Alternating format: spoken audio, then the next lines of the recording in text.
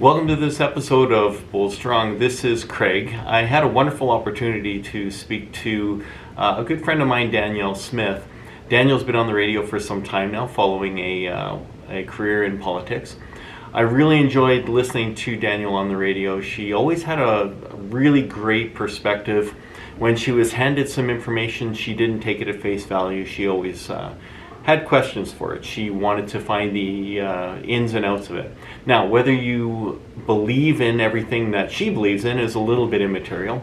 What's important is that she has a really good perspective, and she cares. She really cares about Alberta. She cares about Albertans, and she genuinely wants people to experience a better life, and she really wants to hold people accountable to the thoughts that they have. So, without any further ado, let's jump right into it, and this is a conversation with Danielle Smith.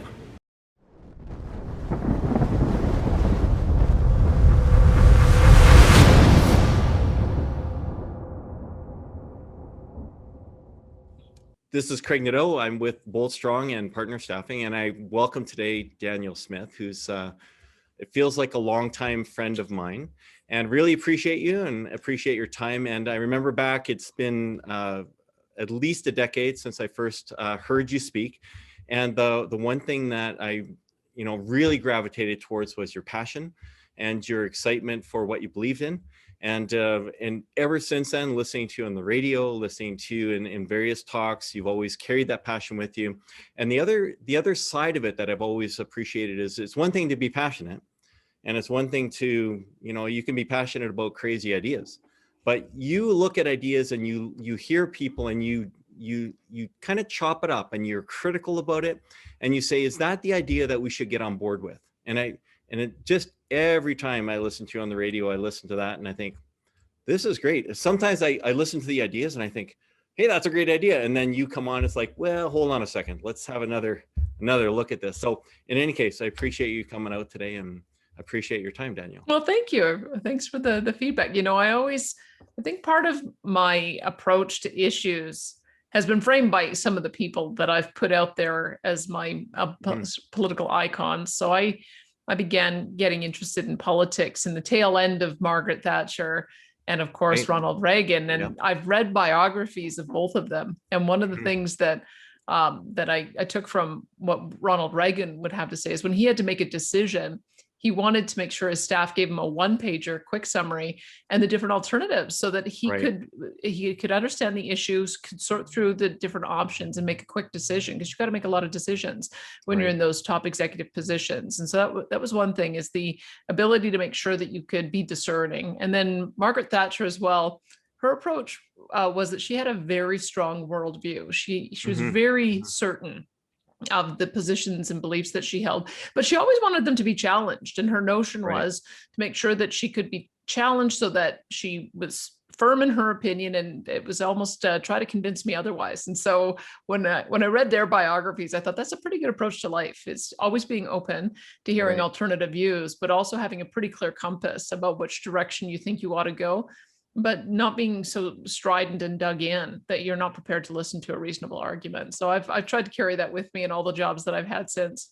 Right. I've always appreciated when people are able to listen to an outside viewpoint and then possibly change their mind, or at least be able to recognize that the alternatives are at least interesting to listen to and worth consideration. So. Oh, completely. I think perhaps when I was in the political clubs office at the University of Calgary is where that got honed. I sure hope that they have these kind of clubs still at the university and elsewhere, because our clubs office was an amalgam. Every political party was represented there. So I think there was the Political Science Association and the Economics Club was down the hall, but it was Reform Party on campus at the same time. I was Progressive Conservative then, good friends though with the Liberals and the NDs, and we were all able to meet between classes and debate interesting issues. And so I think I would regret it if students didn't have that same opportunity to do that these days. But I wonder if they do, because the campus environment has gotten to a point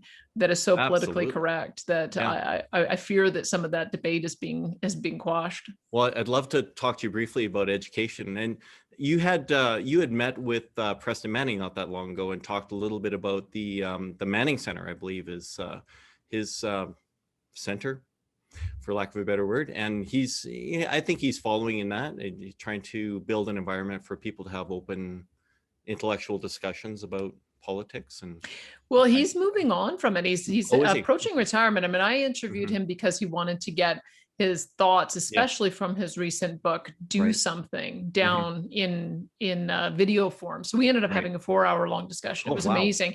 Wow. The inheritor to his legacy is Canada Strong and Free, which is run by Troy Lanigan. It's sort of interesting. He didn't want to maintain his name on the Manning Center, but that's kind of the character of who he is. He builds things up, and he doesn't, if there's a better way of doing it, he's quite happy to pave the way for somebody else to come along and take up the reins. But he has such an immense history in politics, practical politics, thinking about policy. I think we forget that because he grew up in the premier's home. I mean, his dad was premier for I think 35 years, and then he worked for his dad, and then he was in politics himself, and then he also headed up an advocacy group and think tank. So he is probably one of the greatest minds that we have in the country, with the length of time that he has spent thinking about political issues, how to advocate, how to move policy ideas forward.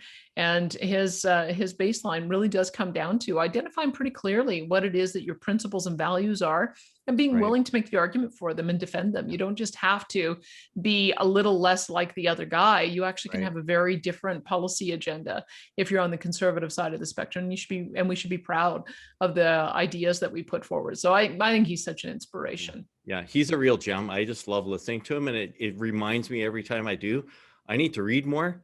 I need to pay attention more. Yeah, he's fascinating at his age to have that ability to remember events from decades ago. It's absolutely fascinating. He's got great stories. Yeah, you'll have to read that one, because he gives you 365 ways that you could make a difference and do something. So gives you a pretty good agenda for every day of the year if you're so inclined. Yeah, absolutely. So in thinking about the educational environment, I have 3 teenager type kids, and you had some experience politically in education. What are we looking at now? I feel like I look at the educational environment they're in, and I just think, I feel like they're going to school and learning from people who have a political agenda to a large extent. And I think back, I was talking to some other friends that are of my age group, and I think back to when I went to school. I don't think teachers cared. They just wanted to get out of there. It's what it felt like. Maybe I had a different view because I was a teenager, but where are we at educationally now? And what are these kids dealing with? And then what's the message we give these kids? And like, they're the future thought leaders. They should be here, right? In 10 or 15 years. I don't know what to tell them anymore.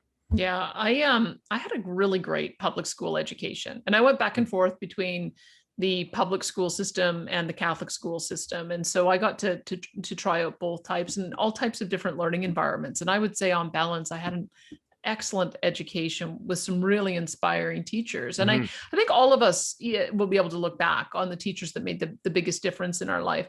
I think what's changed now is there's this critical theory that is coming through again in the universities, and it's being pushed down into the K-12 education. And it's funny because I think those who are proponents of critical theory expect you to just know what it is, and most of us don't. You think critical theory, oh, that must be critical thinking, and it's the exact opposite of it. Really, it's sort of, if I could describe it, it's this notion of looking at the entire world in terms of power hierarchies, and whether you're part of the oppressor group or whether you're part of the victim group. And I just don't think that's a natural way for people to think of themselves in society. It's not a very healthy way to think of the people that you interact and interrelate with. And I think that's where the biggest battle is right now, is what is being taught in social studies classes. Are we turning out kids who do have critical thinking ability, or are we turning out kids who are being inundated with a particular ideology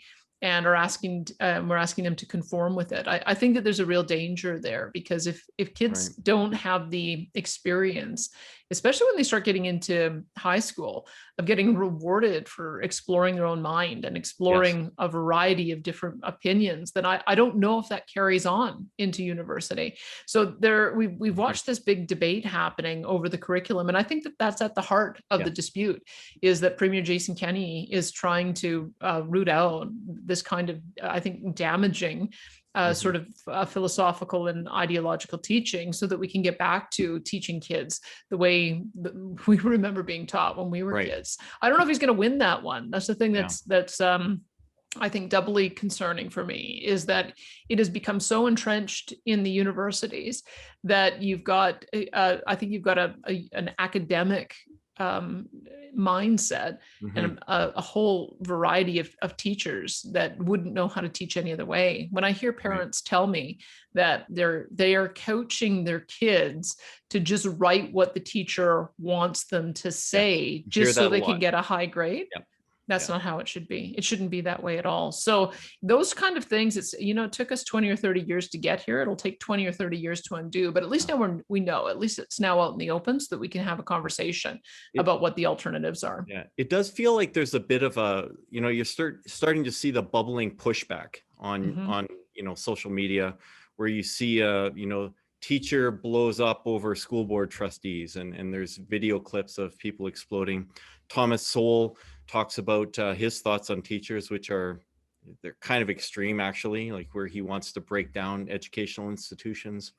And I think you're bang on. It's going to take a long time before we can figure it all out. Or it could be happening very Yeah. quickly. I mean, look what happened over the last 15 months of COVID, Mhm. especially in some school jurisdictions where kids weren't allowed to go back into classrooms at all. I mean, we were at least fortunate that we've had delays in Alberta, but it hasn't been complete. Right.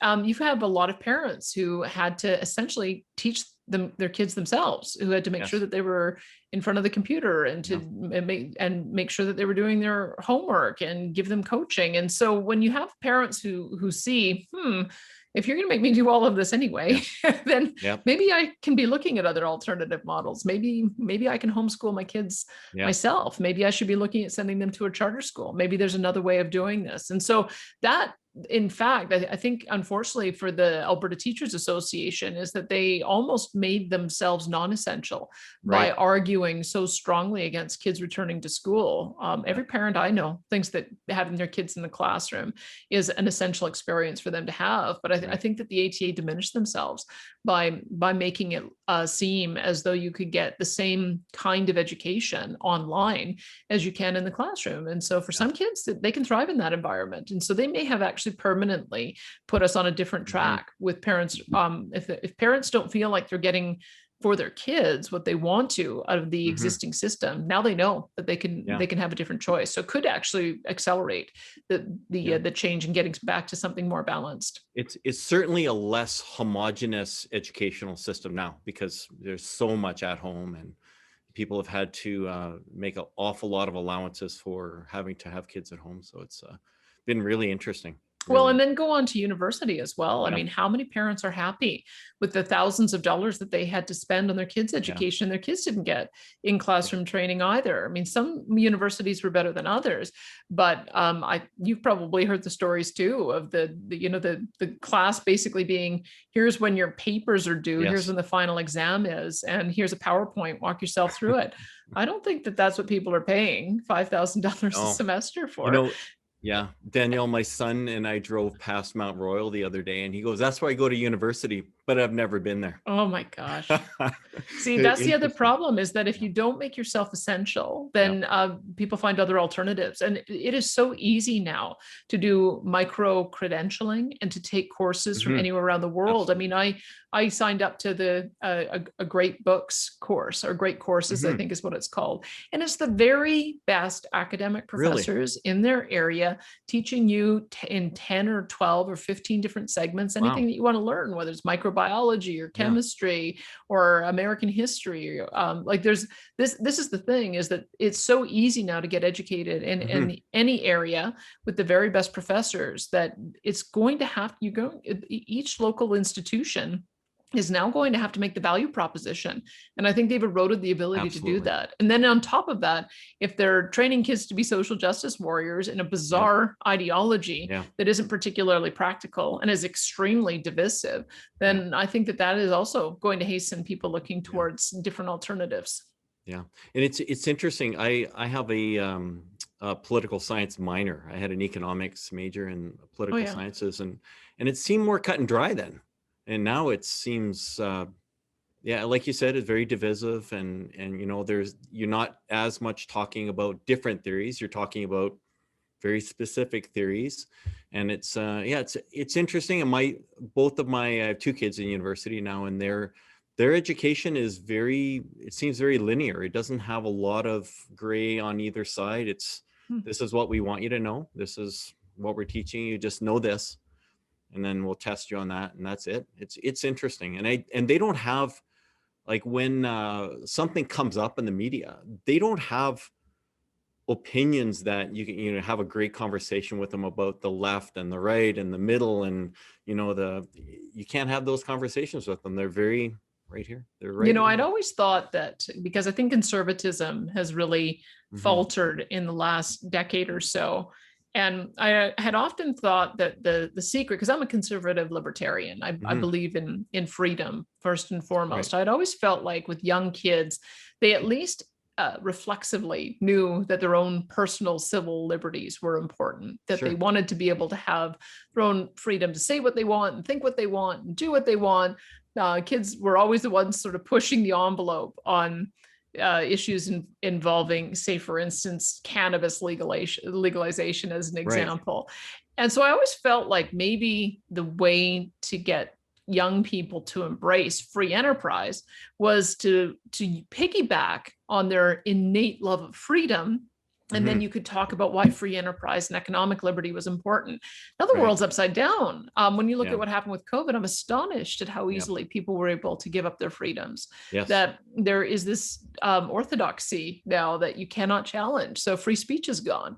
The notion that some things you're allowed to collect and gather for in assemblies, if it's a politically correct cause, and that's fine. But if you want to gather and oppose lockdowns, then you get the book thrown at you.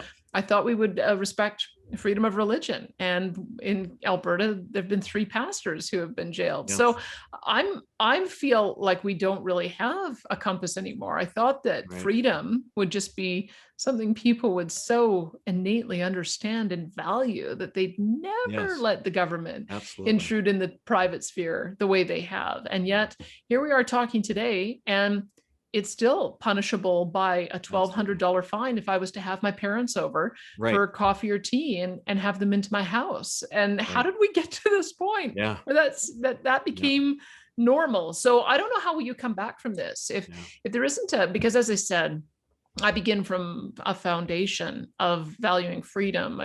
I read Ayn Rand when I was in my 20s, and her basic unit of society is the individual, and everything that goes to enhancing the individual's life is something that we should value. And yet we've moved more and more towards the collectivist approach, and more towards the group being more important than individual rights. And I don't know if now that we've gone this far down this path, how you get back that value of liberty and freedom and individualism. That's going to be a long road. Well, it's interesting. There's 2 points in there which are really quite interesting. One is that, you know, and it starts to talk about this balance thing that you've been speaking about, balance a little bit over the last while as well, and balance in you know career and opinions and these things. So the other thing that's interesting is that Jordan Peterson has also been talking about how people don't, I'd have to dig into it more, but people don't seem to have their own opinions any longer. They have the opinion of the group.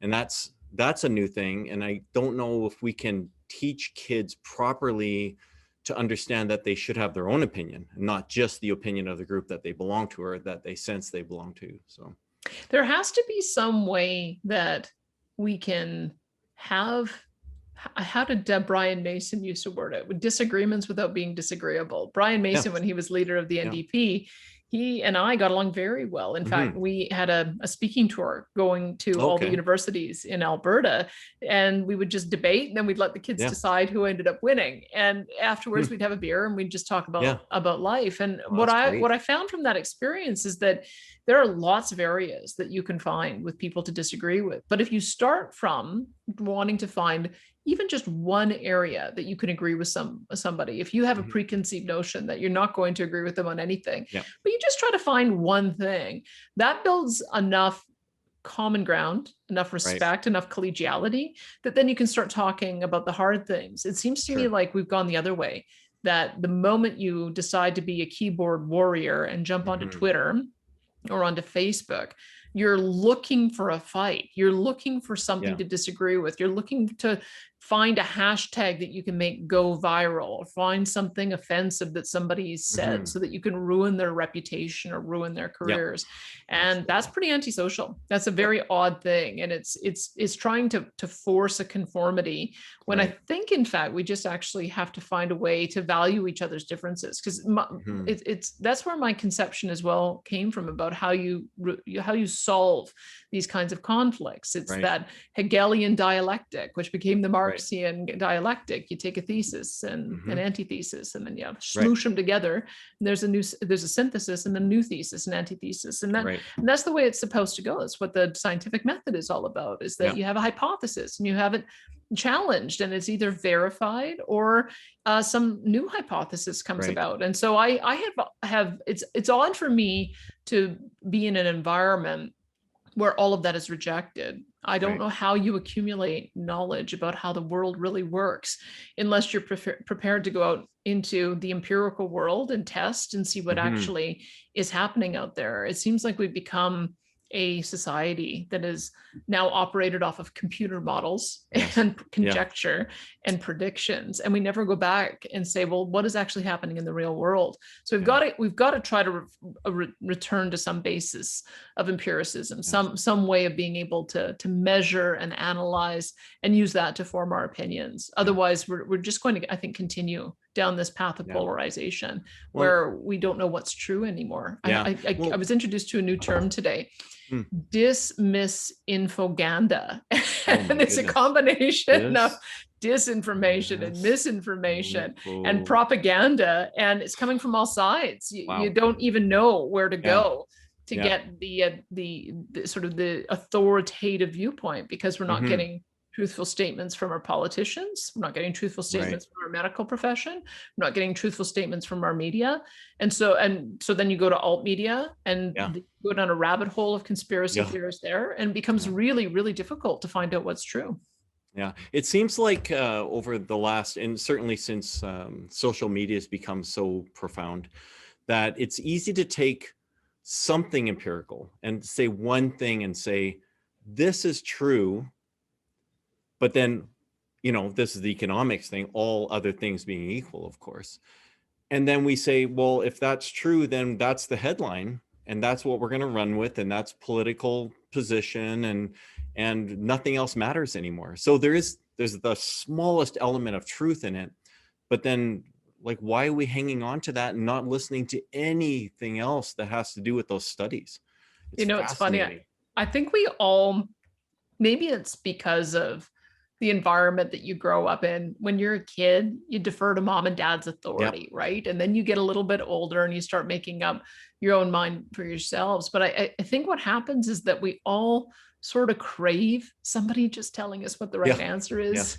Doesn't anyone know what's going on? I always found that whenever I would bring on, and I would do this purposely, I'd bring on an expert to give me a perspective. And then when I would bring on another expert that would give an alternative perspective, and my audience would say, but you just had that other guy on yesterday who said the exact opposite. And I said, well, that's the way it goes. No one is the font of all knowledge. We all have only a piece of it. And so you have to listen to as many perspectives as possible, and then use your own judgment about what you think is truthful based on what you know, because there just isn't one right answer.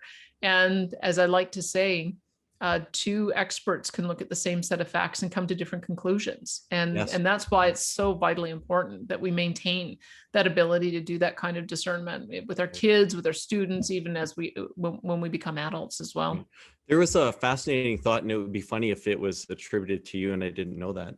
But someone was saying that as time has gone by, the likelihood of, if you have a single belief in something, so if we said, I believe in gun control, then all of the other things that are related to that area of belief, it's more likely you'll have those. And so there's been studies done that say, if you go back 50 years, a person may be against gun control, but wouldn't also be opposed to these other 5 things. But now it's really, if you have one belief, the likelihood that you have the entire belief set of that group that you're associating with, it's very common now. And so it's groupthink, really. We've just lost, you can't argue with people because they hold all the views exactly the same, and it's very difficult to have a conversation with people. And it's too bad. And I'm not sure how, I don't know that we can break out of that as long as we continue to allow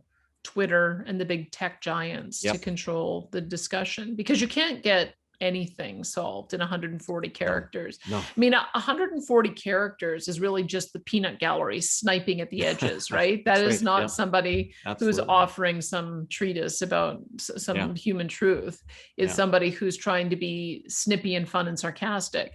And it would be fine if it wasn't so deadly to people's careers. It is that now when something trends on Twitter, it's the last thing you want. It's either a cat video, so it's frivolous and doesn't matter, or it's somebody trying to take down and destroy a person. And that is not a medium anyone should be involved in. I mean, I quit Twitter when I saw what it had become, even though I started off in social media. On Twitter, it was my favorite medium. It was actually a way I felt like you could get a lot of really interesting feedback right away, immediately from people on any given issue. But now I just don't see any value in it, quite frankly, because everybody is trying to get their posts liked, but it's always at someone else's expense. And that's not a healthy way to build societies. It's just gathering attention. Well, the other part, the big problem behind it is that the mainstream media has now taken their cues from Twitter. I mean, the number of stories that become mainstream media stories because it trended on Twitter, or go in and even look at the stories. Well, they'll screenshot someone saying something on Twitter, or an entire Twitter exchange. And that's bizarre. When I started in media, I started in print media, and we used to have the letters to the editor section. And so people could have their say, but it wasn't carte blanche. It was curated, and it had to be well reasoned, and it had to be respectful, and it had to be true. And you would never have seen in the past an entire news article devoted to something that was written in the letters to the editor section. And yet that is essentially what we have now, is that anyone with an opinion who is able, or anyone with some kind of snappy line that's able to trend, becomes the news of the day. And it's self-rewarding, because then you get more people trying to get themselves the same kind of 15 minutes of fame. And it doesn't lend itself to understanding. It certainly doesn't lend itself to less polarization. Right. You use the term finding some balance in all of this, and I really appreciate that. And I guess I'm, on behalf of the people that really enjoy listening to you, I worry that maybe we've lost a voice that, has been out there for so long. And how do you find balance now? Like, what is it that you're trying to really grab and get a hold of and keep that balance for yourself? Well, for me, I decided to opt out of the mainstream media because there are just now a whole categories of topics that you cannot talk about unless you maintain a certain orthodox view. And if you misspeak or use the wrong terminology, you can end up finding your career over. And so I tend to just avoid those topics now. I'm just going to talk about the things that I can find some common ground on. I've always loved free enterprise, and I've always loved entrepreneurship, and I love the ability of our business owners to see an idea and make it happen. And so I'm involved back again in business advocacy for the Alberta Enterprise Group. And there is no shortage of issues to talk about on how we create a better business environment. Because that's what it comes down to, actually, is that when people have good paying jobs and are able to take care of themselves and their family and contribute to their community, then that's what really builds common understanding. And so for me, there's a huge role for wealth creators and job creators to make sure that we don't have a lot of underemployed people sitting in front of their computer screens fighting with each other. Like once we get back to being in offices again and able to go to events again and able to volunteer again, I think perhaps some of the anger that we've seen over the last 15 months is going to dissipate. But that's what I hope, actually, is that now that we have begun to realize just how much we value companionship and seeing another person's face and shaking their hand, that maybe we'll all treat each other a little bit better when we're allowed to go back into those kind of social environments. I hope it's going to be great. What do you think about like when you look at Alberta, you're obviously concerned about the entrepreneurial environment in Alberta and Calgary, and Calgary's, I'm kind of looking out a window right now and there's some vacant space, an awful lot of it. What's your prognosis? How do you see it coming back or not coming back, or what's going to happen? What do you think? I think Alberta is perfectly poised to really have a boom again. I'm feeling really bullish about it, actually. The main thing that we have to do is that we have to get government and bureaucracies out of the way of business owners, because the kind of stories that you hear, we spend a lot of time talking about taxes, right? And the Premier, to his credit, has reduced the corporate income tax down to the lowest in Canada. And Joe Biden continues to increase taxes on corporations. We may even be the best jurisdiction in North America, which is great. But if you're trying to attract a business here, and it takes 2 or 3 or 4 or 10 years to get projects approval so they can get going. It doesn't matter a hill of beans that you've got the lowest income tax rate. If you're not making profit because you're not earning revenue, because you can't get your business going, you're not going to attract business. And in point of fact, cities can be the absolute worst in creating barriers to that kind of investment. One of the things I'm going to spend some time focusing on is, how do you get a high performance civil service? How do you get a high performance bureaucracy? Because I have no doubt in my mind that entrepreneurs can do the work. I've got also no doubt in my mind that social entrepreneurs at all of our various nonprofits and charities, they're there, they can do the work, they can repurpose, and they can move quickly. Why is our government so underperforming? Why does it take them forever to get permits approved? Why do they take the position that their job is to stop development rather than enable development? And so I like to call him our patron saint of Alberta Enterprise Group. His name is Lance Gilman, and he's a land developer in Nevada. So our group likes to go on trade missions, and the last trade mission they went on was in 2018. They arrive at the airport, go in Reno, go 20 minutes to this industrial business park and meet the guy who put it together. It was 107,000 acres, and he wanted Elon Musk and Tesla to be his anchor tenant to build the giga factory for batteries there. He got a 15-minute audience with Musk, and Musk said, "What's the point? It's going to take 4 years to get this done."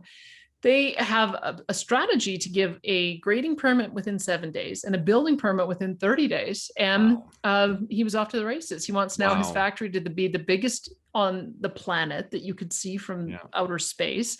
And when we just called Lance Gilman a couple of weeks ago, he told us that the entire business park has been sold out. They've attracted Google and blockchain and various other enterprises. And now he's looking for another place. So why not here? Why can't we find a place of 100,000 acres just outside of Calgary or Edmonton or Red Deer, where we would be able to do the same thing? Why can't we have an attitude of the answer is yes, and just don't give us a reason to say no, as opposed to the answer is no, now jump through these 12 hoops until you can convince me to say yes. If we can make that kind of change, I have no doubt that we'll be able to fill all those office towers and then some. Wow. I think there's room to repurpose. Like, there's lots of spaces in Calgary to repurpose and Edmonton to repurpose. And there's lots, you know, it's, you know, I don't want this to come across as though I'm not concerned about, you know, the plight of people who have a problem finding affordable housing, because I'm, you know, I'm always concerned about that. But at the same time, I feel like dumping money into Calgary's downtown to say, why don't we just make this residential, kind of defeats something. Like, I've been involved in building, and the cost of making something that's commercial residential is outrageous. Yeah. And it's, I'm really concerned that that's, instead of doing what you're saying and getting the barriers out of the way and creating opportunity and, you know, going to Europe and saying, hey, we have a viable product here and an opportunity, you should come. And we're just saying, well, we'll just fill it with people. Firstly, what people? I don't know which people we think are suddenly available, but why aren't we opening this up for business? Like, completely. And we absolutely should, because look at how much things are going to change. This is the danger. There is a danger for downtowns, and they really do have to reimagine themselves. But look at what is occurring in all of the major cities, is people have been sitting around looking at the walls in their house thinking, this doesn't work for me anymore. And there's you're hearing about a lot of movement in properties in the suburbs. And when you've got that 20 something moving into their late 20s or early 30s, and they're wanting to get married and have kids, they want a different type of environment to live in. And so if we're going to hope that the downtown office towers get filled with a bunch of folks seeking condos, I don't think that's the right strategy. I think that people are wanting something quite different now. And so that's going to be a real problem. In addition, I don't think that we've done a particularly good job of creating multi-family housing for large families. I mean, I've seen all kinds of apartments that are 800 square feet. But if you want to have, you know, 2 parents and 2 or 3 kids, you need something more than that. And so I don't think that those downtown apartment complex or those downtown office towers are going to very easily be repurposed to that. So that it makes far more sense to try to find different ways to attract businesses downtown. Maybe more of them need to turn into business centers, so that individuals who've been working from a home office but would really value the collaboration that would take place from being in an office environment, that there's an easier way to do that. Maybe that's one of the solutions. I think that there's going to be all kinds of potential as we move into new energy solutions. And for me, I'm glad that we're finally seeing new energy solutions that build on our strength, talking about blue hydrogen, talking about carbon capture and turning carbon dioxide into useful products like concrete and graphene and carbon black and carbon nanofiber. And all of those could then spin off and create whole new industries. I mean, if we're going to be hydrogen central out of Alberta, then why aren't we creating hydrogen cars in Alberta? We've got California, Texas, British Columbia as huge close markets. If they want to do electric cars and electric car manufacturing in Ontario, great. But maybe we should be taking the lead on creating the hydrogen highway and all of the equipment that's going to be fueled by hydrogen. Maybe that manufacturing can happen here. And if we start looking at it in that way, that the value added off these new industries is something that we should be doing in the West. I think there's really no limit to how many new industries could be attracted to our province. And you know what's really interesting about that from our staffing perspective, the tie-in here is that, you know, as Alberta has said, look, we're going to repurpose our people, but we've got this highly technical group of engineers and, you know, IT and just technological people, and their expertise is in this zone. And, you know, we're saying, why don't we repurpose them to build websites and be technological IT individuals? And the reality is that the people we have are not those people. They've been educated at a much different level than what we're saying. Well, IT is the new thing.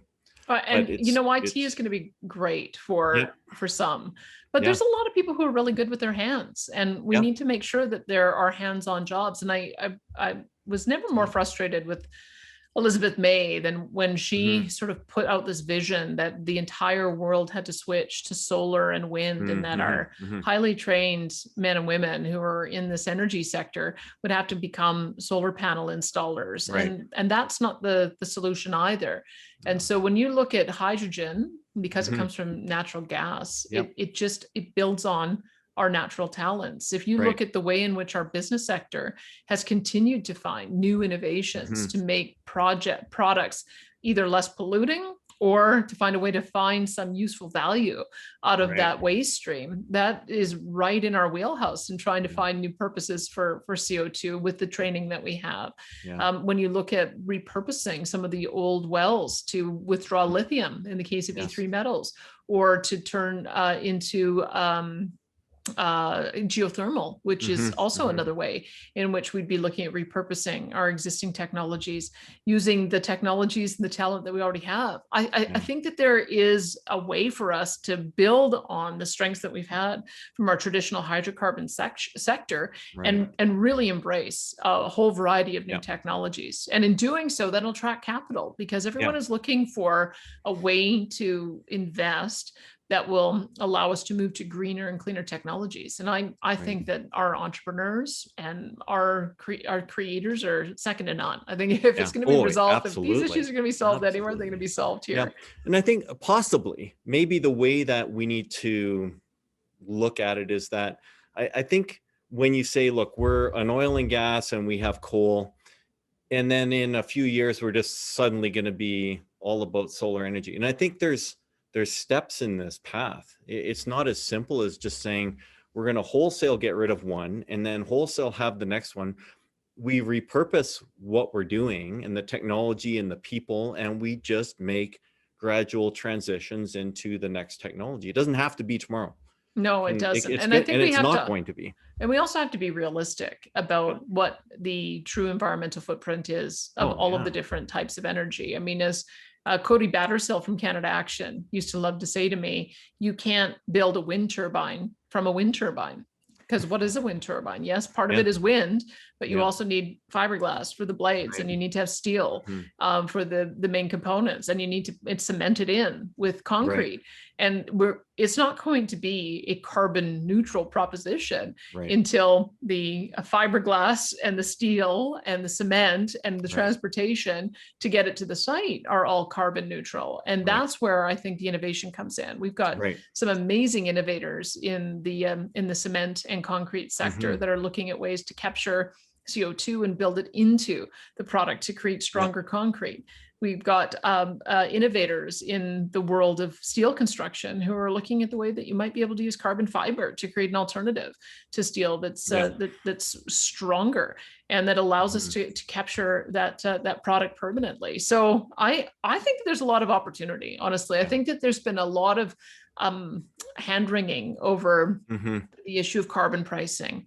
And the fact that the government is now at the federal level said that it's going up to $170 per ton. And with the Supreme Court decision, even the conservatives at the federal level said that they're going to have carbon pricing. So if this is the reality, that no matter which government you have in, there's going to be a price, then why not find a way to turn that cost into an asset? And so I'm seeing all kinds of creativity that is happening out there. And I think that we've got a lot of reason to be very, very optimistic. And I really like what you said about, like if we have developers or people that can come here and take advantage of what we have, that's like, having a province that exists solely to exist isn't worth much, but having something that we can sell to the world is what, we currently have it. We're saying it's not going to be there in 20, 30, whatever amount of years, but we need something to replace that. And that's exactly what you're saying is let's replace that with innovation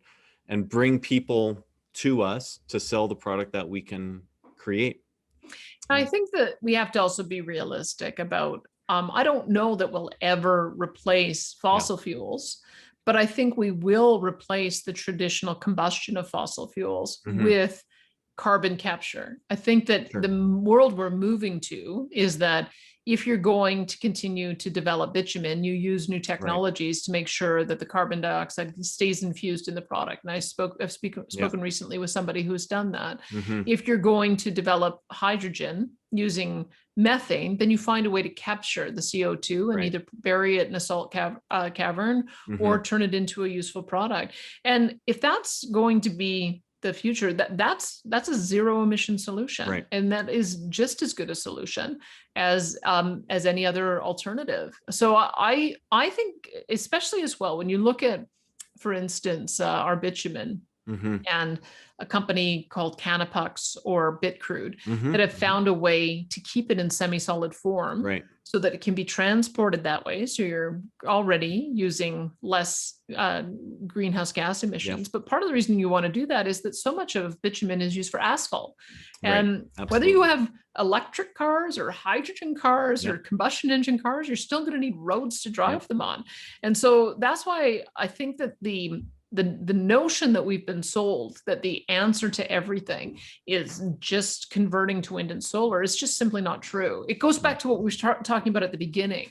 One of these conventional ideas that just sounds so attractive, but when in the real world, it doesn't work because you still need all of the base earth metals and minerals in order to make all of the alternative technologies work as well. So why not find a way to keep on innovating in the use of hydrocarbons so that we can get to a cleaner product faster? That to me, I think, is a really compelling idea.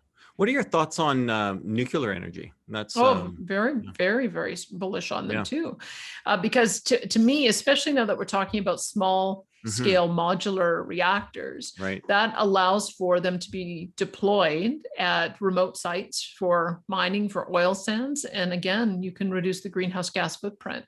There are some new modular reactors that they're using spent fuel on as well. So it actually allows you to take an historic nuclear problem, the waste stream, and turn it into a lesser problem because you're able to use that a second time around. So I think what happened, if you look historically, is that I think that there was a demonization that happened of nuclear. And then a demonization that it just moved. It was nuclear. And then it was, let's target coal. And then it was, well, let's target forestry. And then it was, let's target natural gas.